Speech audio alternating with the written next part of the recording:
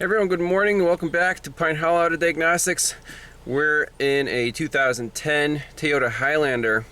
Very interesting customer complaint on this one.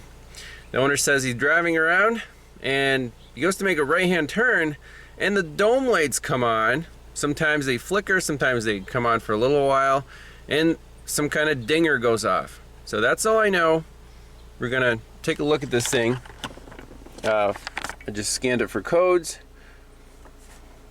The only codes are tire pressure monitor. We have a little light on, so not worried about that.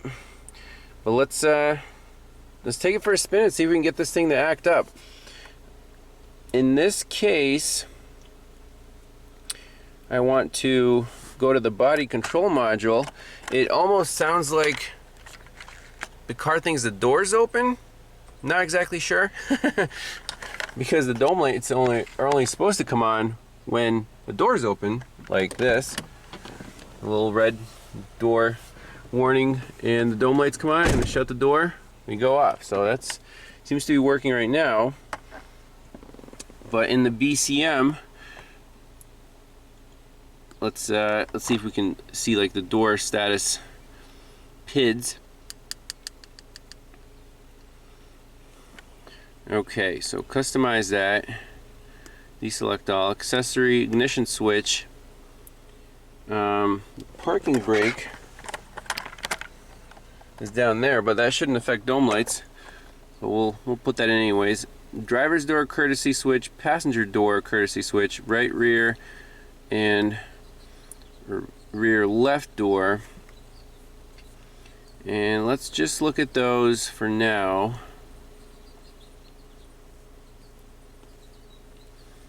Okay, list view. So when they say it's off, they're all off. When I open the door,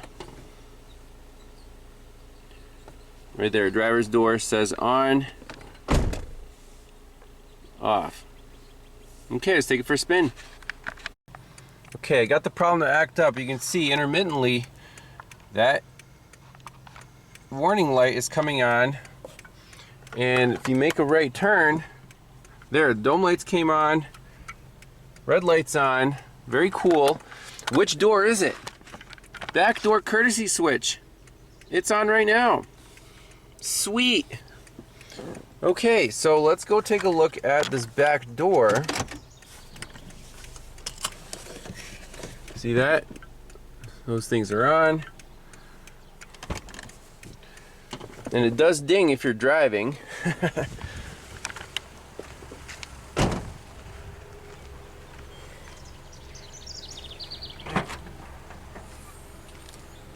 Where is the courtesy switch for this door? Is it in the latch?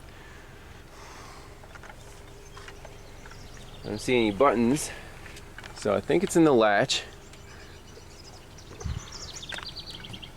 So we closed it.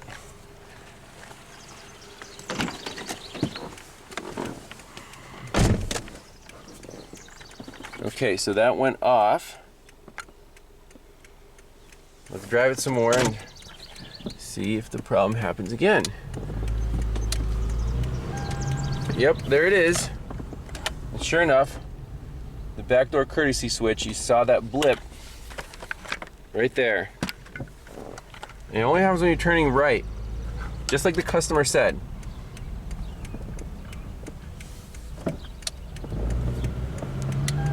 There it is. Oh, that's my seatbelt. Don't want to confuse anyone. We'll plug that in. There we go.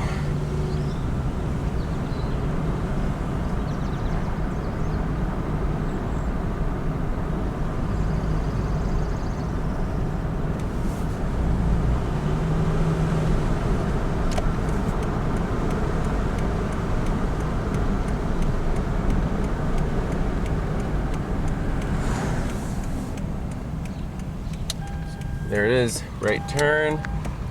Blinky blinky, dome lights came on for a second, and sure enough, we got a blip on backdoor courtesy switch. So let's see where that thing lives. I think it's right in the latch, and then figure out why it's not making good contact when the door's closed. So the problem is definitely in this latch. So I got it fully locked, and we see that back door courtesy switch. Right now it still says on, but if you wiggle it, it'll go on and off. So if you try to shut it all the way, there you go, off. And that's off, on, off, on. So we have to tear this guy off and see where the little switch is in there, see if we can bend it back into shape. Alright, so here's the latch assembly, and I took the little motor piece off. And to open this, so first let's latch it like that, and the electric motor just pushes on this pawl, and boom, it unlocks. So where is the sensing circuit for the courtesy switch? We can see the contact right here, and if you look inside, there is a metal plate, and when this thing closes, there's a plastic, I'm trying to get this shot here.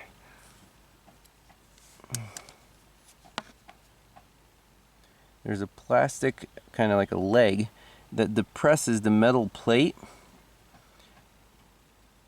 and then the metal plate gets kind of moved away from this gold pin that goes through. You can kind of see it in there, and that should say, hey, door's locked. So, and it looks like the leg isn't moving that pin quite far enough from the little gold pin, so sometimes it's still touching. Remember, when there is continuity, then the door is open. So that's our problem. It's not a bad contact here, because otherwise it would just say, you know, door's closed all the time. So our problem is the little metal plate is not far enough away from this gold pin, and sometimes it just touches, especially when you're making a right turn. So my plan is to just gently tweak the plate, so the little plastic leg, which is maybe a little worn, I mean, there's still grease in there, so basically that metal plate is further away from the gold pin when the thing is locked. So, but otherwise they just need a new latch assembly. If you're in Staten Island, Keith would be, hey, you need a new latch, moving on to the next one, but we're going to try to fix it for him. You can actually see that metal tin contact switch right here through this hole. So when this sucker is unlatched,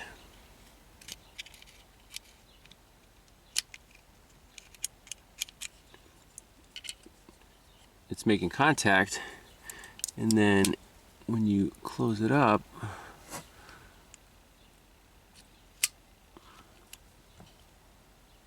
it's still almost touching. So we just have to tweak that metal plate.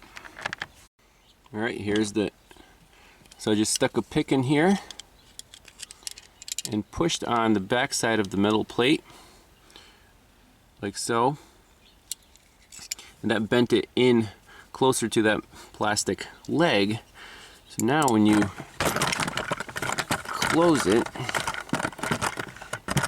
when you latch the switch, you'll see how far that metal moves. So on the second latch, look at it. Right there, it's starting to move. Boom. It's moving like, you know, there's like a 1/4 inch gap now instead of almost touching. So that should be a fix. Let's plug it in, make sure it works. Alright, so watch that bottom data pid. Latch is unlocked. And the first click, it should still say on. And the second click, boom, off, and it should stay off. So let's put it back in the tailgate, verify that everything works, take it for a spin, should be perfect.